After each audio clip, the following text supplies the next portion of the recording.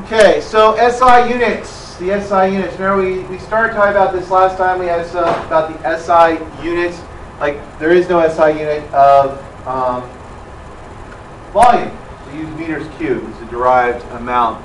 Certain units are what we call the base units of physics. Now, physics uses what we call an MKS system. Meter, kilogram, second. Which means whenever we do something, all distances have to be in meters. All masses have to be in kilograms. All time has to be in seconds. Otherwise, things don't work. And these are the units that all other units are based on. This is our base unit. And we call these the dimensions of that unit. The dimensions. Especially those we give other names. Things like force. With force, we use a unit called a newton. We have newtons of force. Well, a newton, 1 newton is actually a kilogram meter per second. We would say that kilogram meter per second are the SI dimensions of force. But when you say a newton, what you're really saying is a kilogram meter per second squared. Sorry. It's a kilogram meter per second squared. That's what you're really saying. When you say force, you're saying a kilogram meter per second squared. This is why, when you have newtons, you have to have meters, because the meters are in the units. You have to have kilograms. You have to have seconds. Something like power. Power we measure in watts. Watts. Same thing, 40-watt bulb tells you how much power it uses. Well, 1 watt is actually 1 kilogram meter squared per second cubed. So what a watt is, those are the SI dimensions of a watt. But now you have to go to the store and say, I want a 40 kilogram meter squared per second cubed bulb. And no one said, a lot of times we honor people, so these units are actually, we honor people, Newton, Isaac Newton, James Watt. James Watt perfected the steam engine, things like that. So, but this is what we use those basic units on, which means we have to convert. Most common conversion we will make is actually centimeter to meter, because our rulers are basically measure centimeters. We need to convert to meters, and kilogram, gram to kilogram, because our balance is reading grams, and we have to convert to kilograms always. And we need more time. So we have to do some conversion. Now there's a couple of ways to do conversions. One, you can convert to those base units. Now trouble is kilogram. This method does not work for gram to kilogram because kilogram is not a base unit, gram is. But when we're converting to meter, when we're converting to newton, when we're converting to joule, these into watts, a megawatt to a watt, these all work. When we're converting to the base unit, because these are base 10 conversions, just powers of 10. Powers of 10. Each prefix, centi, milli, mega, tera, giga, pico, they all represent a power of 10 that way. So to go to the base unit, we can just tack on in scientific notation the power of 10. The thing to remember, base units are 10 to the 0 power. 10 to the 0 power. 10 to the 0 power equals? 0. 10. 1. 1.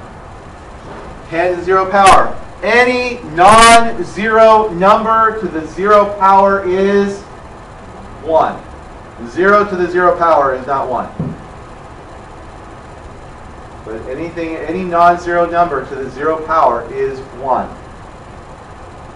Okay, so that's our base units. But some of them, like centi.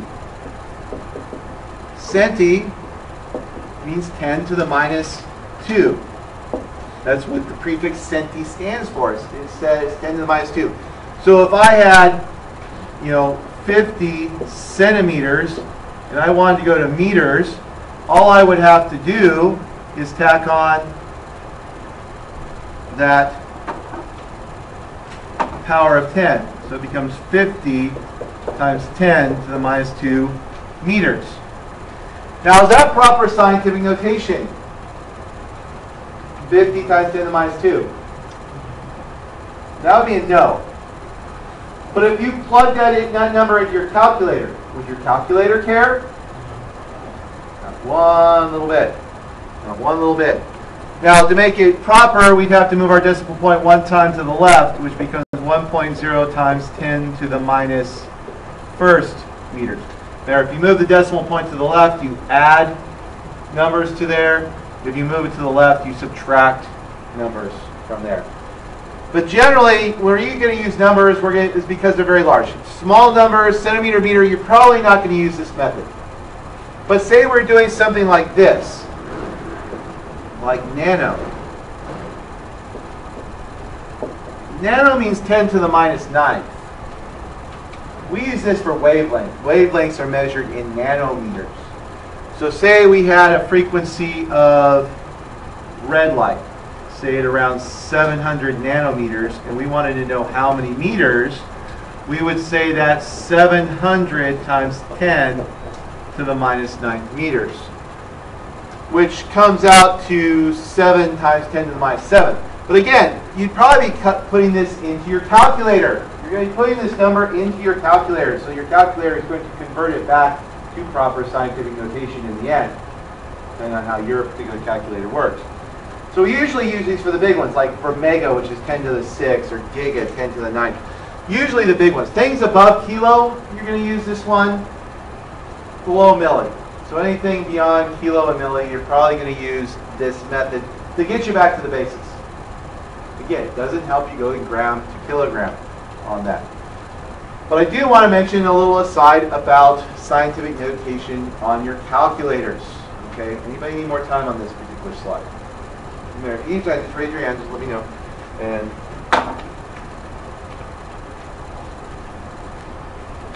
so I want to talk a little bit about your calculators and scientific notation. Now, one key, people mistake this key as being the one they want to use. They see that key. They see that 10 to the x power, and they think that's their exponent key. It's not.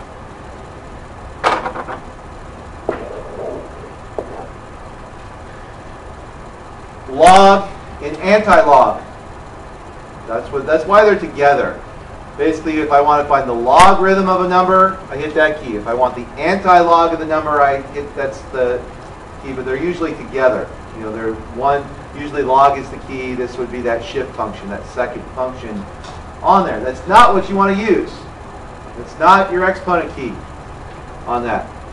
It looks similar. It does something similar. It's not really. It's not doing what you think it is on that. What you want, and depending on your calculator, and it could be one of these three, it could be something else. Believe me, I've seen a number of ways. One common way, you might have a key that says EE. Or it might be, by the way, this could also be the function on top of a key. Sometimes it's the key itself. Sometimes it's one of those shifts where you have to hit the second button and hit it. Okay? EE is a common one. Number calculator brands use EXP. I've seen times 10 to the x, or 10 to some power. I've seen that one. But notice that's a little different. This says 10 to the x. That says times 10 to the x. These are some common ones. These are not the only ones. If you do not know how to do scientific notation on your particular calculator, and you're having trouble with it, come and ask for it, okay?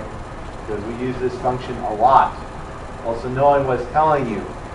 Some of you may have seen this in your readout. You say 3.0132, and then it went like negative 0.3, something like that.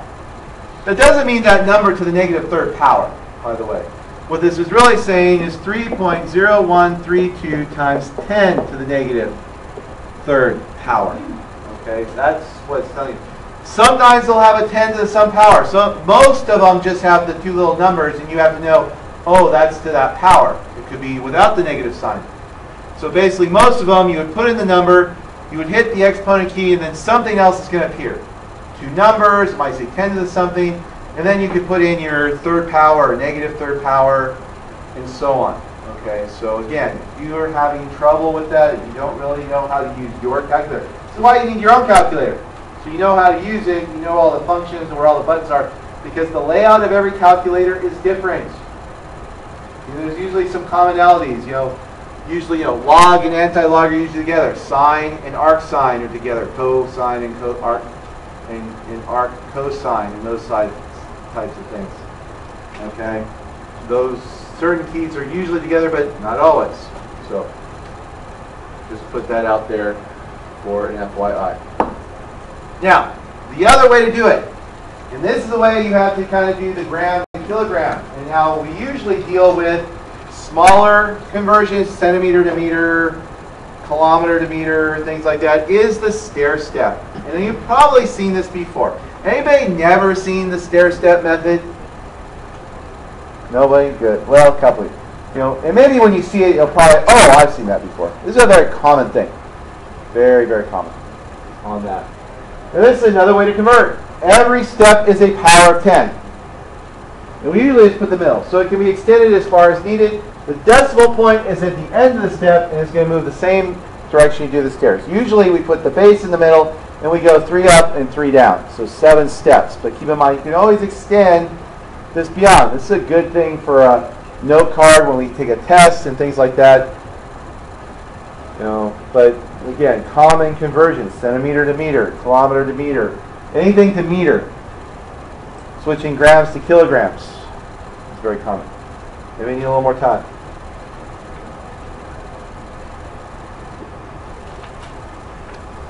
So we draw 7 steps. So here's 1, 2, 3, 4, 5, 6, 7. In the middle are our base units. These would be our base units. And remember, they are 10 to the 0 power. This would be our, meter, liter, gram, newton, joule, watt, and so on. Whatever the base unit happens to be.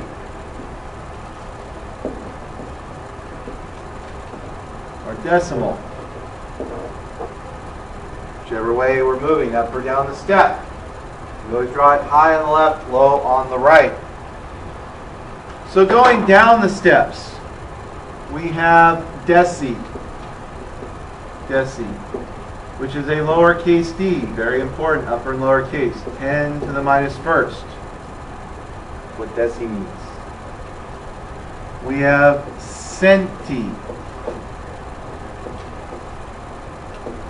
10 to the minus second. Milli, lowercase m, minus third. It's very important that if it's lowercase, it's lowercase. If it's uppercase, it's uppercase. So it kind of gives you a clue. And we'll talk about that in a second. So these would be going down. And then if we take 3 more steps below that would be micro, 10 to the minus 6. 3 steps below that is nano, 10 to the minus 9th. 3 more below that, which is 10 to the minus 12, I believe that's femto. Those little prefixes mean something. They do have a meaning. Remember, centi, cent. That's the same word we get our thing from. Going up, we have deca. Deca, which is a capital D, which is 10 to the first.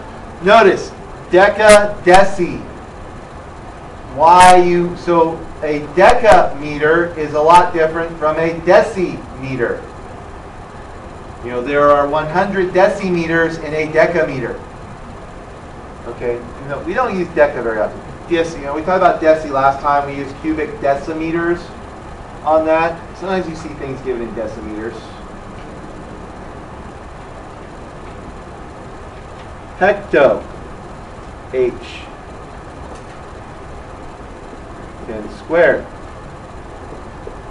Kilo, which is usually a lowercase k, 10 to the third. 3 more above that would be mega, which is a capital N, 10 to the 6th, right? Capital M, lowercase m, very different. Meg is a million, milli is 1,000.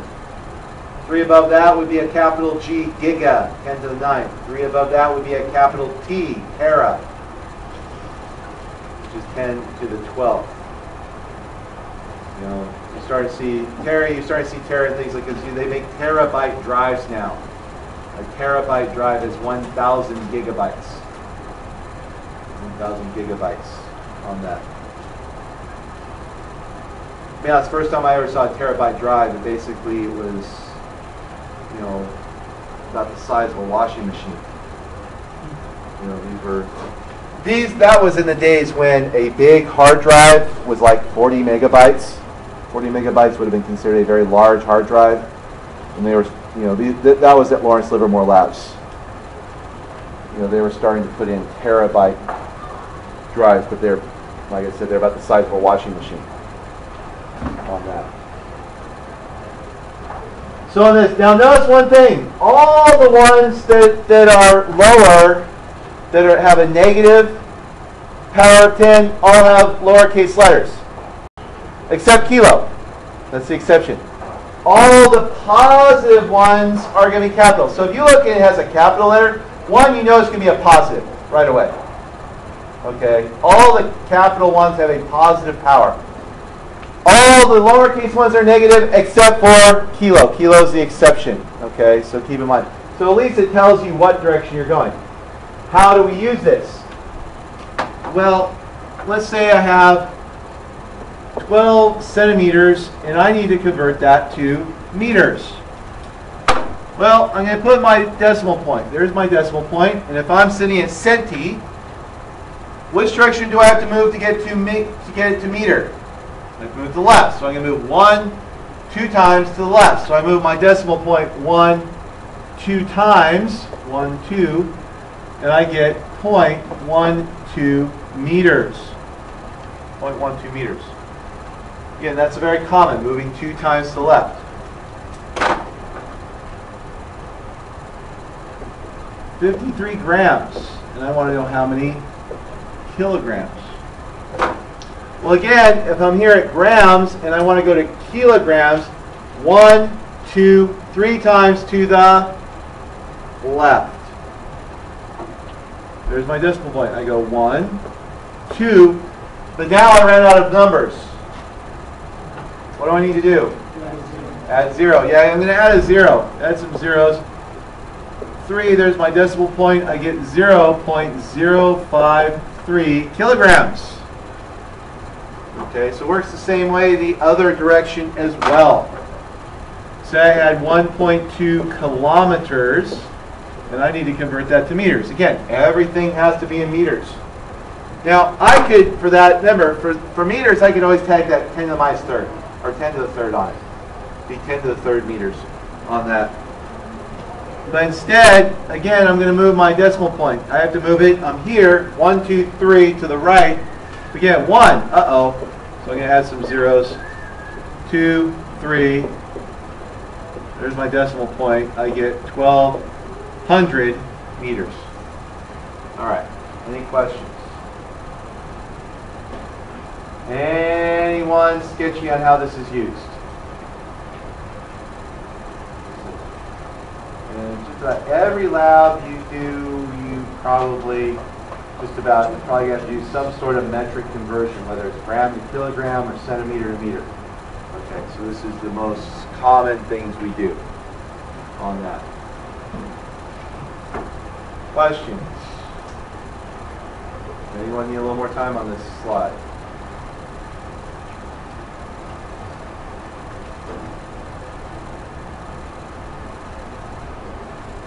All right, so this leads us to scientific method. In this case, you kind of want your lab sheet out. Turn to the page for the in-class lab format. You also want to get out a separate sheet because we're going to start setting up a lab report. And we're not going to finish it today. Probably we're only going to get up through making our little devices that we're going to be doing, but you need a separate sheet because you are going to be turning in later. So you want to have your notes. So it's kind of a parallel thing. We're going to take some notes, and then we're going to work on your lab part because they kind of go together because your lab report form is scientific method. So you take a little bit of notes, then we'll work on your lab. Take a little notes, work on the lab, that part of the lab. So we're going to be jumping back and forth. All right, so be aware, just have them tied together on that in front of you. Scientific method has 5 steps. Now remember, the scientific method only used in science. We only use scientific method in science? No. No, we use it in lots of things. You know, business is real big at that. But they don't call it scientific method. They may call it like a marketing survey. You know, they have a product. They want to test. They have to go out. You know, McDonald's does not put something on their menu just everywhere at the same time. They test it.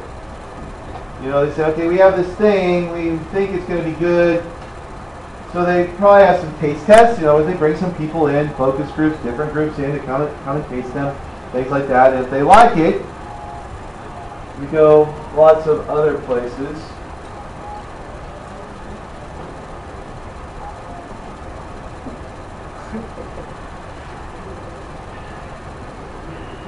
Turn it off. Whoever belongs to this, come turn it off. Whose bag is this? It's yours. Something in it is singing, or was. It's gone off. So you must not have got your phone all the way off. And the only reason I'm not taking it away from you is because it's in your bag.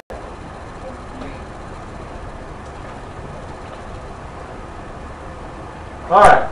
So McDonald's would bring some people in.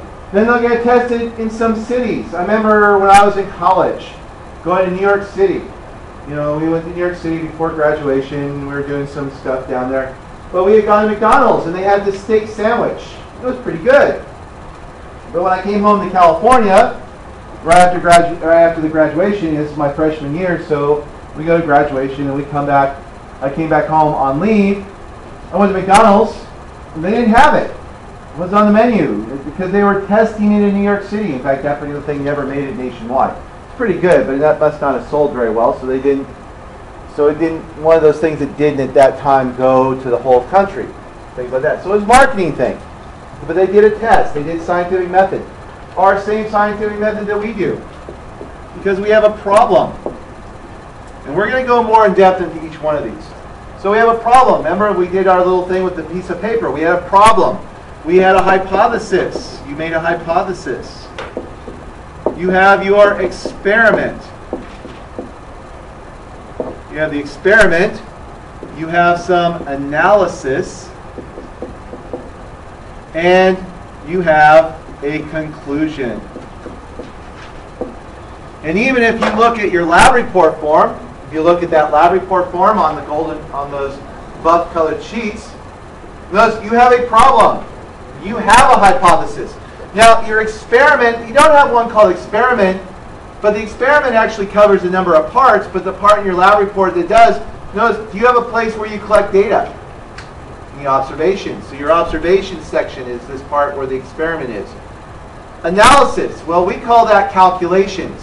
That's your calculation section, and your conclusion is your conclusion. So our lab report form is based on the scientific method. It is the steps of the scientific method. Anyone need more time?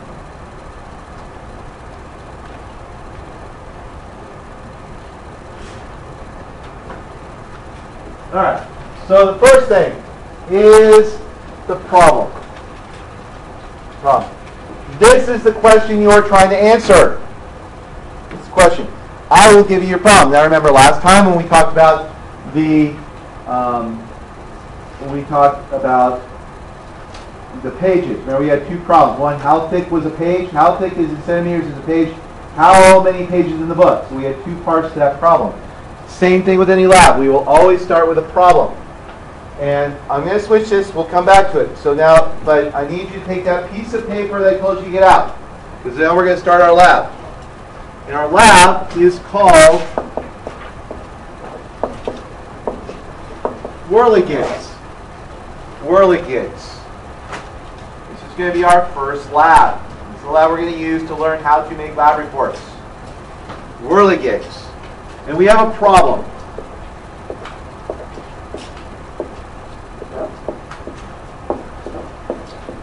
Does a long or short wingspan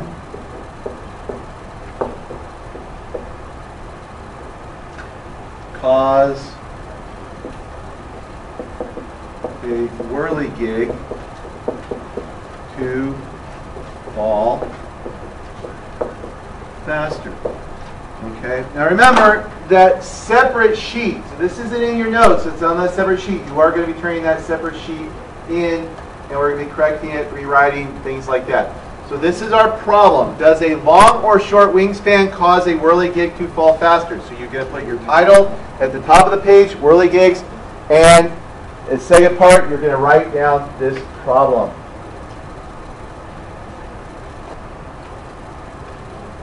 Okay, so this is a whirligig on this, and so we are talking about wingspan, basically from tip to tip here. And basically what you guys are going to be doing is you hold it up and you drop it. And it spins, and it falls to the floor. And eventually we're going to be timing that to the floor. Well, let's talk a little bit about hypothesis before we get to that point. Let's talk a little bit about hypothesis. There. The hypothesis. Now, the hypothesis is an answer to the question. It's just a statement. The answer. Boom. The answer. But it has two parts. Now, most of us know the first part has two words. One starts with an E, one starts with a G. And that would be educated. Educated guess. That educated guess.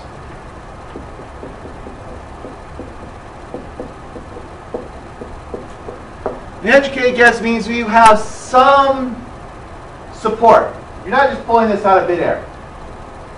Things like that. You have some background information. Very few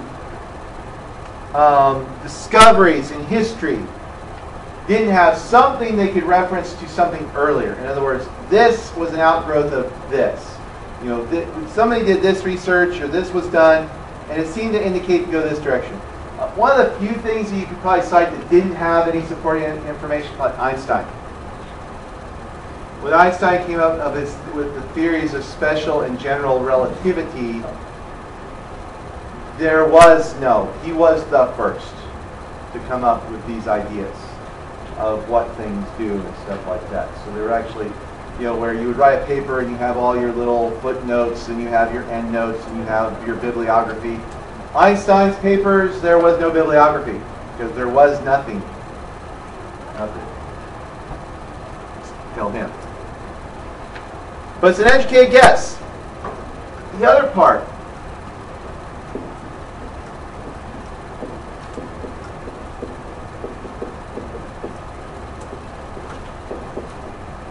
Provable, disprovable. And we're going to go to the next slide and finish that part, then we'll come back to a couple of these things right here. Provable, disprovable.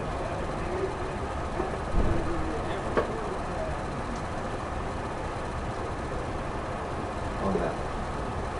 Anyone need a little more time on the slide? So we're going to. So up here, so the hypothesis must not just have a way to be proved. Of course, if you have no way to prove it, it's kind of hard to do that. But you have to have it, more importantly, there has to be a way to disprove it. Not that you're going to disprove it, but there has to be a possible way to disprove it to make it a scientific hypothesis. Because like I say, that there is life on other planets. Can I prove that? Barring technology issues. Can I prove that? Yeah, I mean, if I go somewhere and do that. But can I ever disprove it? That statement. There is life on other planets. Well, actually, no. Because in order to disprove it, how many planets do I have to visit? All of them. To disprove the statement, there is life on other planets, I have to visit every planet in the universe. Because even if I check 1,000,000 planets and there was no life, does that mean there isn't going to be life on the 1,000,001st? So there's no way to absolutely disprove that statement. However, if I said this, there is no life on other planets, how can I disprove that? Find life on one of them. Does that mean I'm ever going to find life? Does that mean I'm ever going to find life? No. Remember, we're not saying that you're actually going to disprove it, but there has to be a way to disprove it. In other words, a definitive way. We could say, the conservation of energy is always true. That is a hypothesis. It's a scientific hypothesis, because the way to disprove it is that just if you ever violate, basically if you ever find a way where energy wasn't conserved, then you have disproved that statement on that. Okay, so it's disprove, disprove. So what you want to do in your whirligig lab, so you want to get your whirligig down. Now you write the word hypothesis, so you have that heading. Hypothesis. Talk with your group. What you guys want to decide. Now wingspan, our wingspan is how far it is from one wing to the other. You want to decide what size of wing do you think is going to do it. Are long wings going to fall faster, or are short wings going to fall faster? Okay, talk with your group. Remember, each pair of tables is a group. So front table, turn around. We'll take a minute or two, discuss with yours. And we write, but not only that, and we'll get back to the same part. So the first part, answer the problem. Answer the problem is that first part.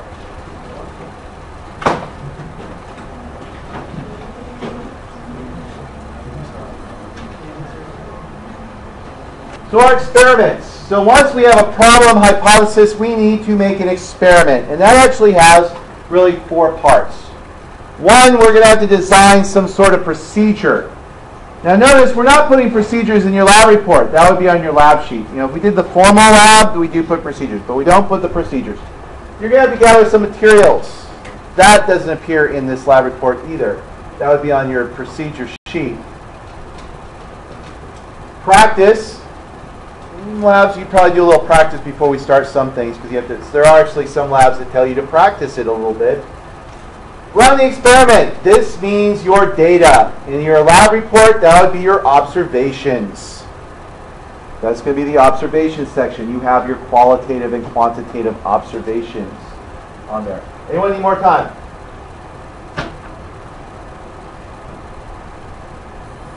So, procedures. The experiment procedure is written. These are those step-by-step instructions. You write them down.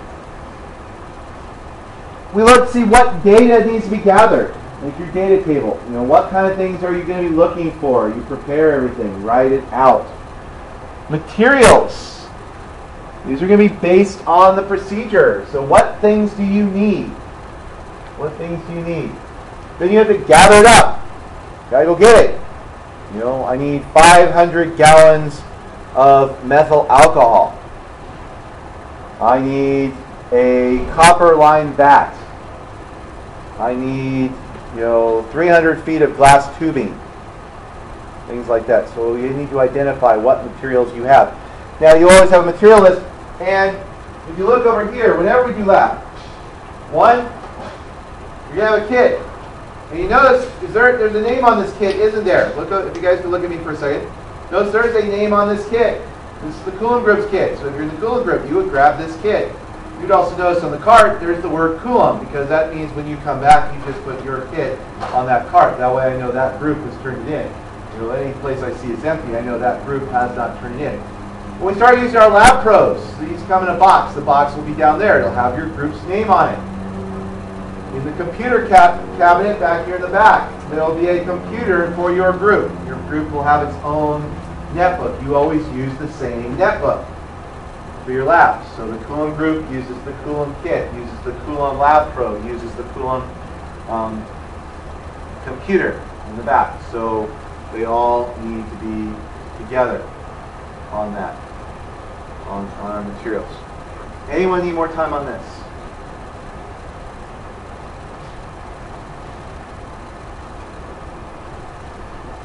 Last part of that would be any apparatus needs to be constructed. So that's part of your materials, any other apparatus. Then we're probably going to want to practice it, especially if something costs a lot of money to run. Sometimes you have an experiment, you're using gold and platinum lined filters that destroy themselves. They cost up, $100,000 a piece. You want to, every time you do the trial, you do it right.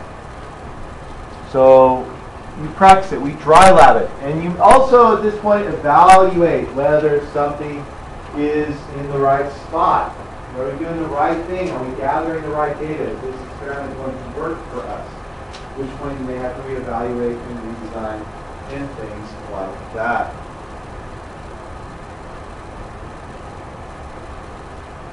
So this is that point.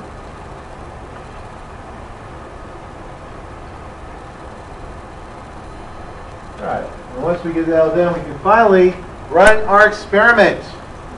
We gather our data, quantitative and qualitative data. Quantitative is basically our measurements.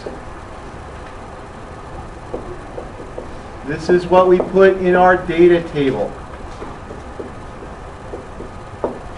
You know, data table is where we put those measurements. We're measuring length, we're measuring time, we're measuring temperature. Whatever it is we're measuring, that's a quantitative. Qualitative,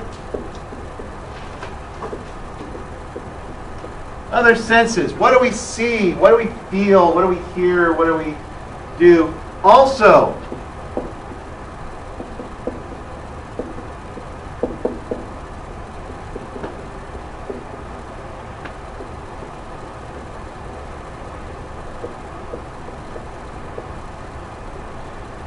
we record anything that could affect the outcome of the lab. You know, we're going to do a couple lab with ramps. You knock the ramp off the brick. Are you ever going to get it exactly back the way it was before? No. So that could affect the data. Not that it does. Maybe you got close enough, it doesn't matter. But it could affect the data. So when you're doing things later on, you say, well, something happened right here, and you go back to your qualitative data. Oh, that's when we knocked the ramp off. So you can see it changed how your data. So anything that might affect. Also, we want to repeat an experiment as many times as you are able. Okay, as many times as you are able to do that.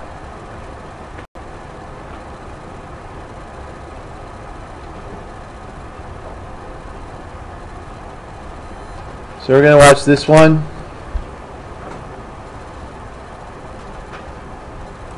And today, Denim is going to entertain the crowd with a giant catapult. The plan was a small diagram that I drew and that we worked off. My original idea is that I wanted to fling somebody over the road and land them in the next door neighbour's garden, which is quite a large one, and hopefully it would be a soft landing.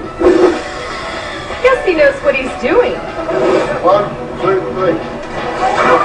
But surprisingly, Denim's specifications are off. I didn't really have any idea how it was actually going to work. I don't think that worked. In retrospect, we probably should have thrown something else other than a human. That human was Lottie Hilgendorf. I thought it was a great idea. Great way to spend a Sunday. Her final words to me were, "Bones heal, but glory is forever." On which I can't really Do you argue think with that. adult beverages were involved in this? Saved her the helmet. Looks like logic prevails. Okay. So, hypothesis. Remember, what is his problem? He wants to throw her across the street to the next garden. How many of you think he's going to do it? Raise your hand. How many of you think this is going to fail in a more spectacular way? Well, let's take a look. And so does physics. She hit the ground really hard. But glory is forever. Or at least until you've regained your senses. With Lottie healed and Denim unfazed, it seems likely that he will catapult again. I need to see human beings fly through there, but next time would be a little bit more padding.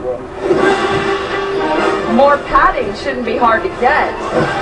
But Denim might have trouble finding a new volunteer.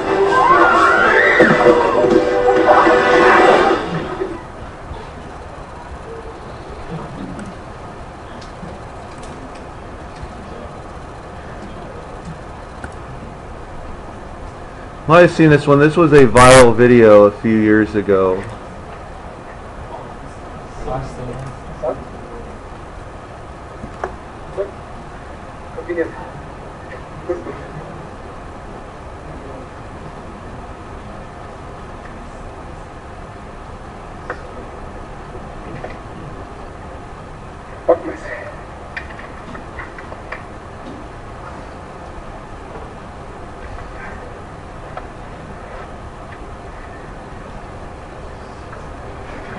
Question,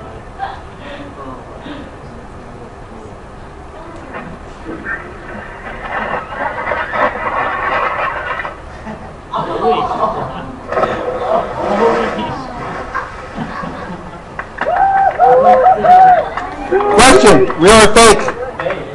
How many of you think that's fake? How many of you think it's real?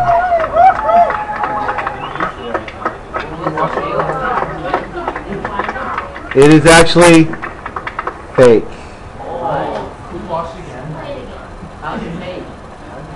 Well, especially look at the pool. Look how much the pool moves when he hits. I mean, you guys have a little experience by that kind of pool. Think how far he's going. What would happen when you hit that pool? It'd move. It'd be right off that platform. By the way, they admit this. It is special effects. They did it. Finally made it. It was a while. This was on the while. This was actually part of a Microsoft. I think it was Microsoft. It was some computer company's ad campaign in Europe where the video came from. Although Mythbusters did this, they did this experiment. You can do this. I mean, it's not that it's impossible. They basically took this, and you can go that far. I think they needed a bigger hill to get that far. They needed a bigger hill, but they did hit the target. They were able to hit the target. Now they used them as their landing point. But Adam did go down and hit it. But if you hit that pool, your legs would go right to the side of the pool, or you hit the side of the pool and they go right off that platform, and you probably have broken bones involved in that. But you can do that. It is possible. I mean, there's nothing there that's impossible. Like I said, they did do it, but not the way they did. They did admit that that was a special effect. That it was done with special effects. The guy didn't really go off the thing like that. Yeah.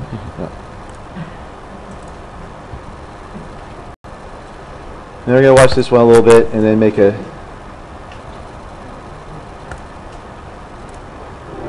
According to legend, a really good blast of air should be able to bring down a house of straw.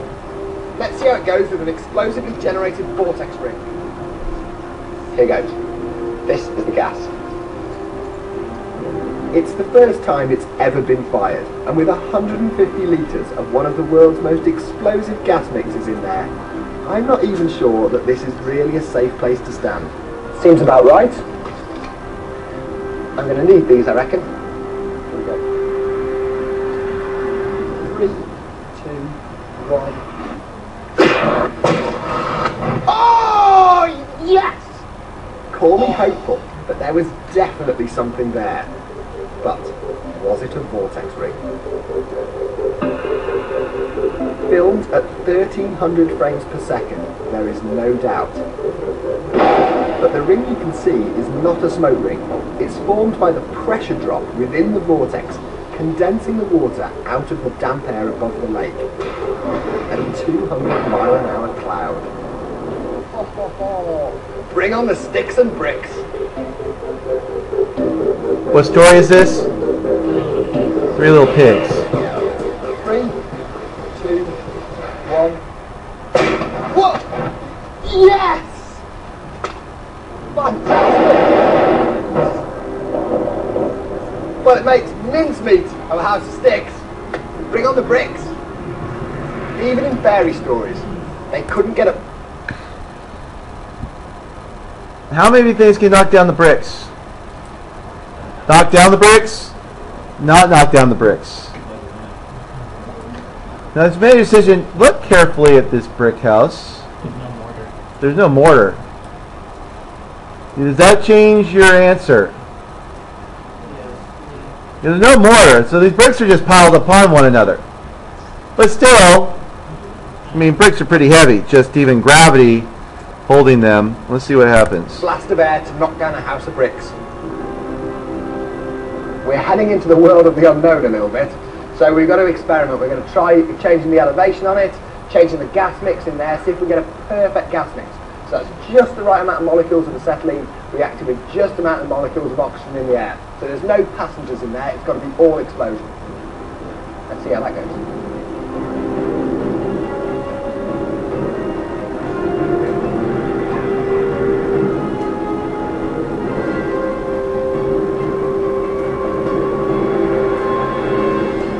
3, 2, 1. Hey! Yes!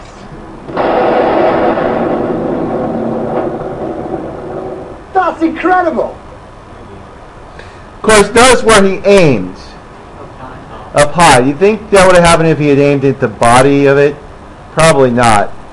Probably he aimed at the very top. He aimed at the bottom. Also, if there was mortar, which if you built a brick house, you'd have mortar on that. So, do you think that was a very good experiment for that? No. It's a bad experiment. Bad experiment. The what? Oh, it's Hobie Cat. I don't like that one. Basically, it's a Hobie Cat going down, and all of a sudden it does a nosedive into the water and flips over. Right. So we are going to do that. Our thing is to cut out our whirligigs today. So we're going to cut out our whirligigs on that. So you're going to put them in your book. So it's 5 per group. So we have a problem. You guys have a hypothesis. Now we need to do our observation table. Well, for our observations, well, we need to know the wingspan, right? Because that is one of the things we're doing, wingspan. That's one of our criteria, because we want to know how the wings are. And to measure wingspan, pardon? What? Oh, those blonde. Oh. Okay. Okay, so we measure wingspan. You're measuring wingtip to wingtip. So you're going to put them down. Basically, you measure that. That's going to be your wingtip. So you can put them on your ruler. That's why you have the ruler in there, the wingtip to wingtip on that. Okay. So that's one thing. And remember, we're going to make 5 of them. So 1, 2, 3, 4, 5. So there's one piece of data we're collecting. What's the other thing we're doing? What is the other part of the problem? It's wingspan and, well, how long it takes to get down, right? We want to know who gets the fastest. Now, what in your kit do you have to measure that? A timer. So we're probably going to do a time, and we're going to do it for each one. We are going to do it 3 times. Time in seconds. So that'd be time 1. Time 2 in seconds. And time 3 in seconds. So, in your lab, you would write observations, and you're going to make this data table. Now, I'll leave this up for a little bit, but I want to also show you how to make your whirligigs. So, don't worry about making the table right this second. You can make it in the next few minutes. To make a whirligig, you're going to cut out a piece of paper, a piece of rectangle, about that. And you're going to do 5. You want to cut out 5 rectangles all the same size. See, I started with a rectangle like this. And you want 5 of them the same size so they all have the same mass and they all start the same way. The wings, you're going to cut down from the top a certain distance.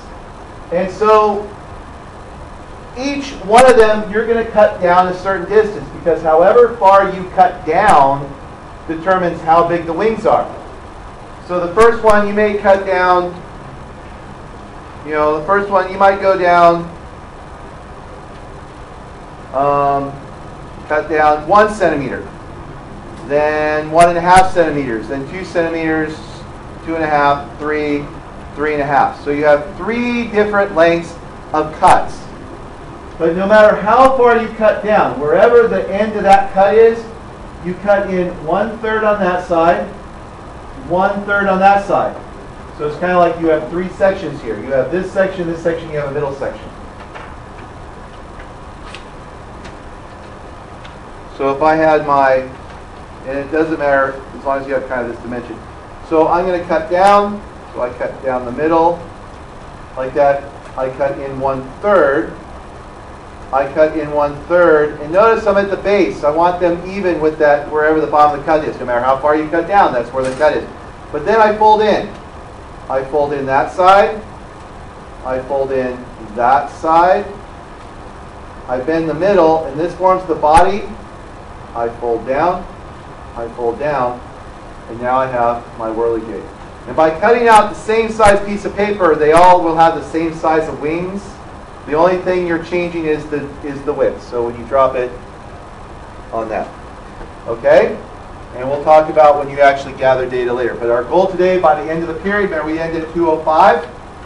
So you have maybe about 10 minutes or so to make these. Remember, it's 5 per group. So if you cut out 5 pieces of paper, you have 2 pairs of scissors, 2 different people can make them. Then someone just put them in their book, put them in their notebook, and save them for next time. Bring your kit back up to the top. Any extra big pieces of paper, come put in here. If it's big, if it's little scraps, put them in to the recycling. All right, we know what we're going to do? All right, so let's get to work. I'll leave this up so you can get that down too.